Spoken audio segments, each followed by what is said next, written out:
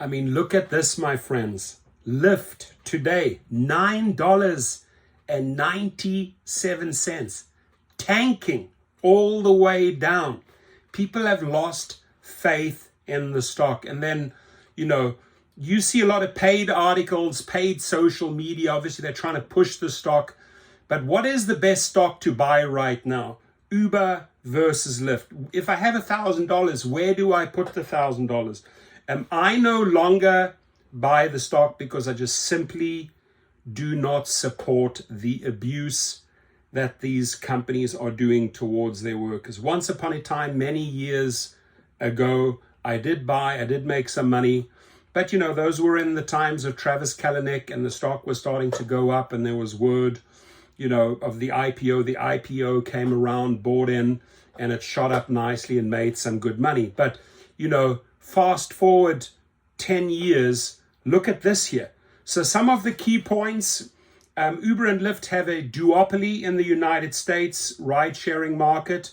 The two have pursued very different strategies, with Uber looking to be the global leader in ride sharing and food delivery, while Lyft is trying to grow in a smaller market. Now, Lyft, as far as I know, only in the United States and Canada, Uber worldwide. Both companies are still delivering solid growth.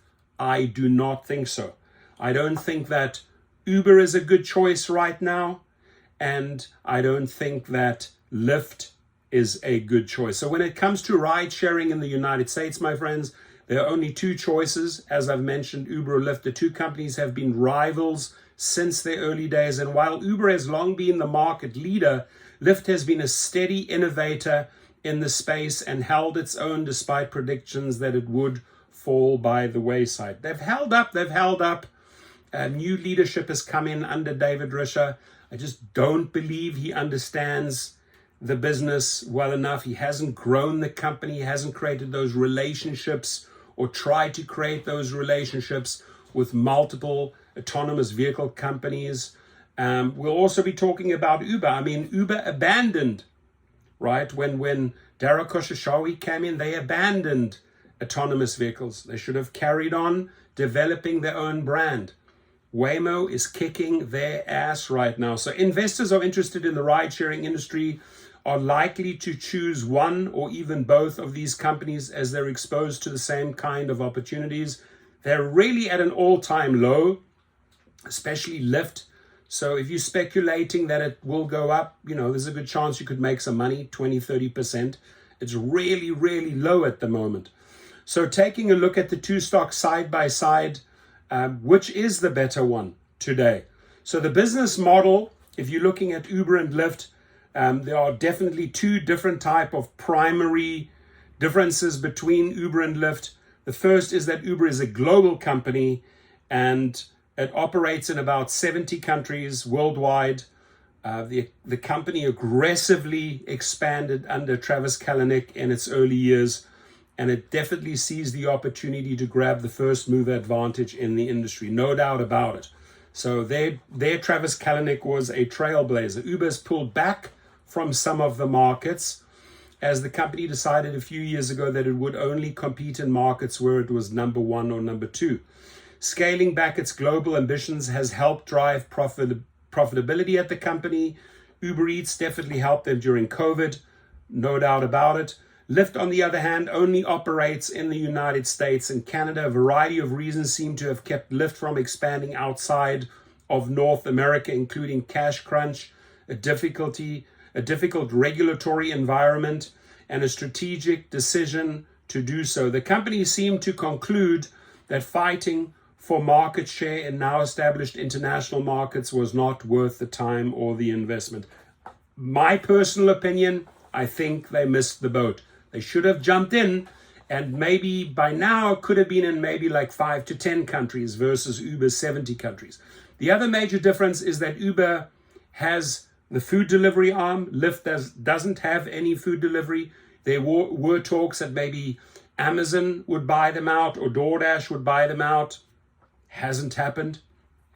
Uber Eats belongs to Uber, while Lyft never expanded into food delivery, though it has partnered with DoorDash on some promotions, only on some promotions. Lyft has said that food delivery is against its core mission of getting people where they want to go. I disagree there. They have the app, they have the people, they have the memberships.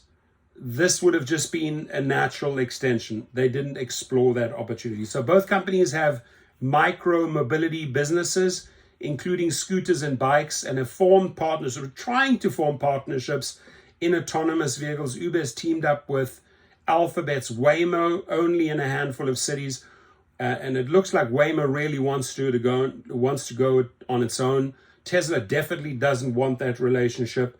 Uber's teamed up with Waymo, while Lyft recently formed a partnership with Mobileye, not very well known, very small, trying it out in Atlanta, as well as May Mobility and Nexar. So when it comes to the financials, Uber versus Lyft, due to its global presence, exposure to food delivery, and larger market share in the United States, Uber is much bigger than Lyft.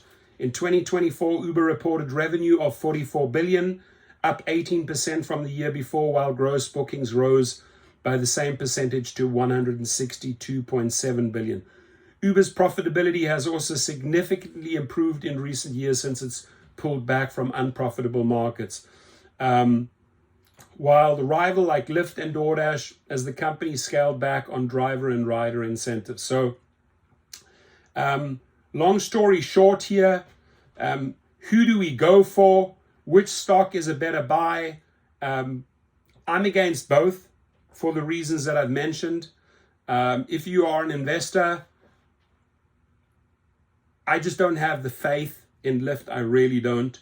Uber, up and down, up and down, up and down, but I think losing a ton of ground to the AV market or the AV future.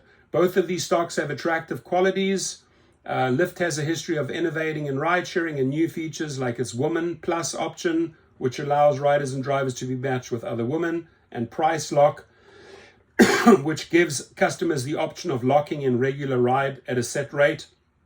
Those are providing some positive results. Meanwhile, Uber has done a good job of trimming the fat from its business, turning profitable, and delivering steady growth. Overall, Uber seems like the better buy here. Again, I would not buy Uber, but if I was forced to spend $1,000, I would definitely be spending it on $1,000. I would spend in a ratio 600 Uber, 400 Lyft.